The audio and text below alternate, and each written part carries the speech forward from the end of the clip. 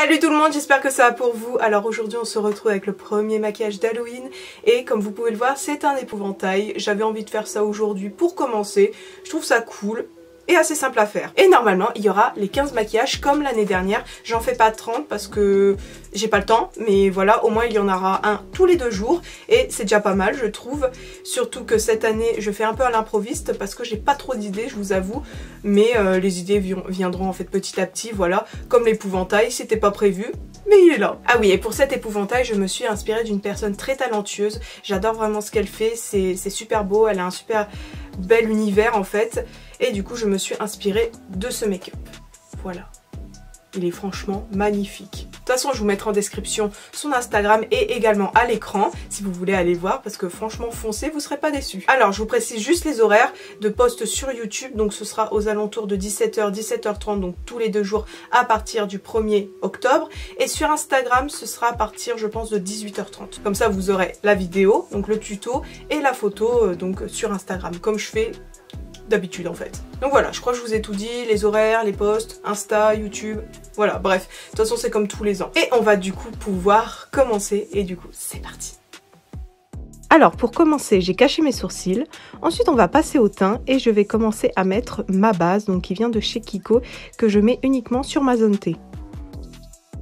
Ensuite, on va passer au fond de teint que vous voyez un petit peu verdâtre. Donc, je l'ai fait grâce à mon fond de teint habituel et aussi grâce à des fards gras. Donc, du jaune, du vert et du bleu. C'est pour donner un petit peu la couleur, vous savez, des sacs en toile où il y a de la paille, etc. dans les fermes, tout ça. Je voulais vraiment que ça ressemble à cette couleur-là.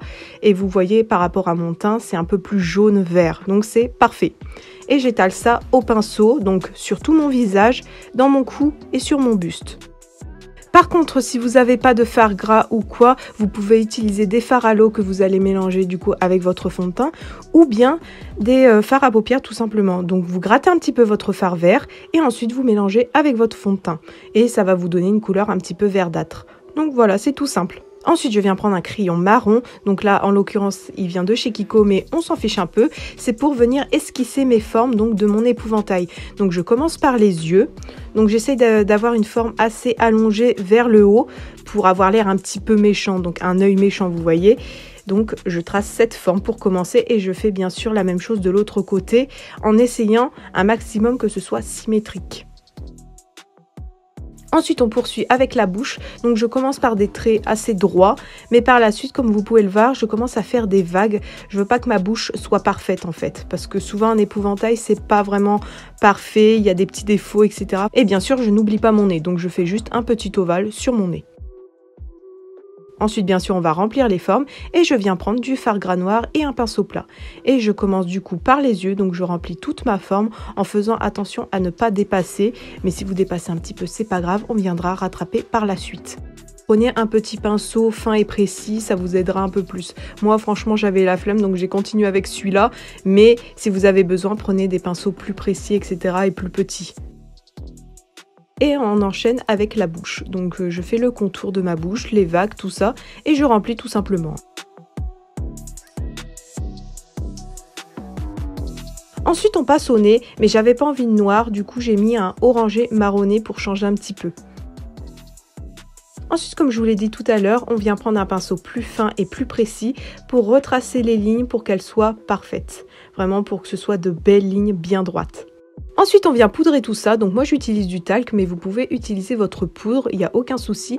Mais moi, c'est parce que j'ai une assez grosse zone à poudrer, en fait. Et j'ai pas envie d'utiliser toute ma poudre. Et le talc, en plus, c'est un bon alternatif. D'ailleurs, il n'y a pas que moi qui l'utilise. Il y en a beaucoup de maquilleurs et tout qui utilisent ça en tant que poudre. Et je trouve ça très bien, hein, parce que ça fait le taf. Hein.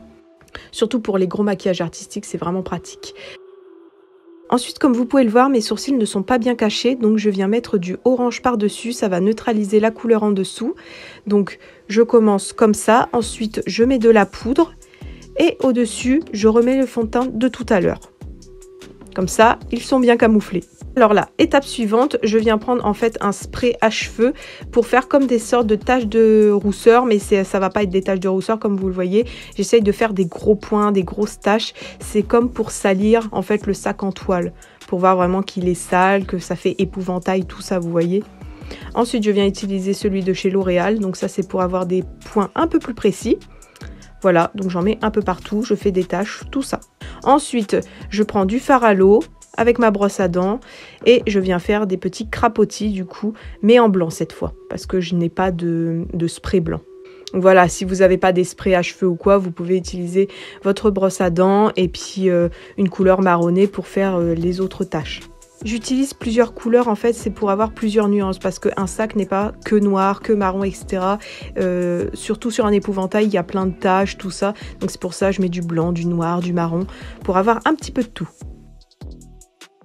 Ensuite, je viens prendre ma palette, donc la Bright Matte de chez Beauty Bay, et j'utilise ce noir et je vais recouvrir mes zones en noir pour redonner de l'intensité, parce qu'avec la poudre, tout est parti, c'est un peu grisâtre, c'est pas joli.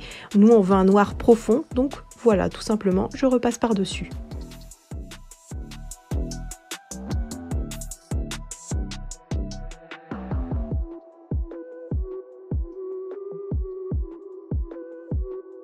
Ensuite, je viens prendre le Brontour de chez Morphe, que j'adore, vous pouvez le voir d'ailleurs, et je vais faire du contouring, enfin en tout cas réchauffer un petit peu l'épouvantail parce que je trouve qu'il est assez blanc, donc je fais en fait mes zones de contouring habituelles. Donc creux de joue, mâchoire et front. Ensuite, je viens prendre un crayon noir pour remplir mes muqueuses, parce que je veux un noir absolu. Quand je ferme les yeux, je ne veux plus voir de traces de peau. Ensuite, on va passer aux coutures de l'épouvantail que je mets uniquement sur mon buste. Donc, je prends du fard à l'eau noir et un pinceau assez fin. Donc, pour le moment, je trace mes lignes. Donc, je les fais un petit peu de traviole, voilà. Faites-les comme vous voulez. Ensuite, je viens prendre mon Epic Liner de chez NYX que j'adore et je viens tracer les petites coutures, enfin les petits fils, vous savez, les croix, etc., les traits. Donc, j'essaye de varier un peu pour pas toujours avoir la même chose. Donc, une croix, un trait, deux traits, une croix, etc. Ensuite, je continue avec le liner en faisant des petits traits autour de ma bouche, de mon nez et de mes yeux pour faire croire que ce sont des pièces rapportées en fait sur l'épouvantail. Ensuite, je viens prendre la palette Nude de chez Beauty Bay qui est parfaite pour faire tout ce qui est contour, des lignes, donner du contraste, tout ça, du relief, etc. Et là, je commence avec du noir et un petit pinceau pour faire genre mon épouvantail, il n'est pas content, il fronce les sourcils, etc. C'est pour qu'il ait l'air beaucoup plus réaliste avec des traits, etc. qui font ressortir les yeux, la bouche et le nez. Les ombrages, etc. sont vraiment importants pour bien donner du relief au maquillage, du contraste, pour que tout ressorte bien en fait.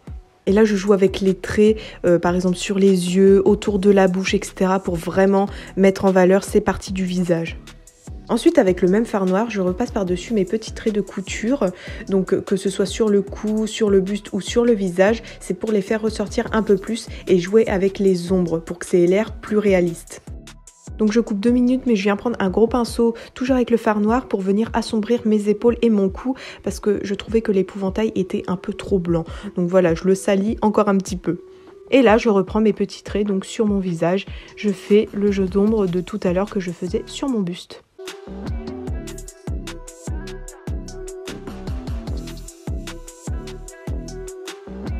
Ensuite, je viens prendre le marron le plus foncé de la palette pour terminer mes ombrages. Donc là où j'ai fait mes traits noirs, je vais en fait faire des dégradés pour que ça ressorte 2 fois plus que tout à l'heure. C'est là où tout se joue pour faire ressortir en fait les zones que j'ai marquées tout à l'heure avec des traits noirs. Donc maintenant, il faut passer au dégradé pour que ce soit beaucoup plus intense.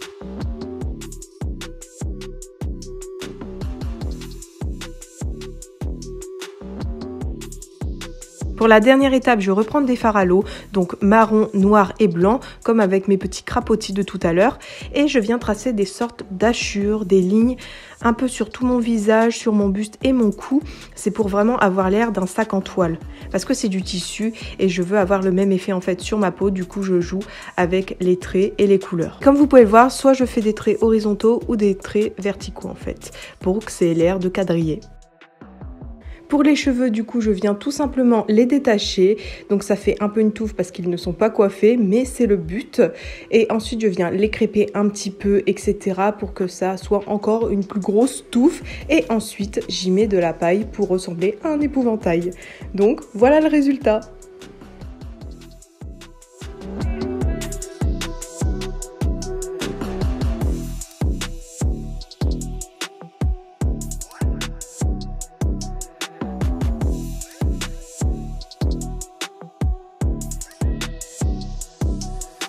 Donc voilà, le maquillage est terminé, j'espère qu'il vous a plu et comme vous avez pu le voir, c'est assez simple à faire et aussi rapide. C'est l'un des premiers maquillages Halloween qui m'a pris le moins de temps. Donc voilà, et il vous faut pas grand chose, comme vous pouvez le voir en fait, il vous faut du noir, un fond de teint, un peu de blanc et puis voilà, c'est fait. C'est vraiment assez facile à faire. Donc voilà, je me répète vite fait, donc il y aura 15 maquillages normalement. Voilà, donc à partir du 1er octobre, tous les 2 jours, donc sur YouTube à partir de 17h, 17h30 et sur Instagram à partir de 18h30. Enfin voilà, encore une fois, j'espère que ça vous a plu. J'espère également que les autres maquillages qui vont arriver vont vous plaire aussi. N'hésitez pas à venir me suivre sur mes réseaux sociaux qui sont tous en description et également sur YouTube si ce n'est pas encore fait. Voilà, je vais vous laisser là. Je vous remercie d'avoir regardé jusqu'à la fin et on se retrouve bientôt pour un nouveau look Halloween. Bye bye!